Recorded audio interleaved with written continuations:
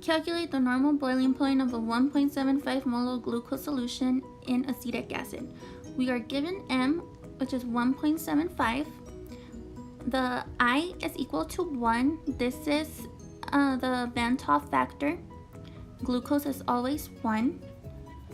We are also given the Kb, which is our constant, 2.93 Celsius times kilograms over moles.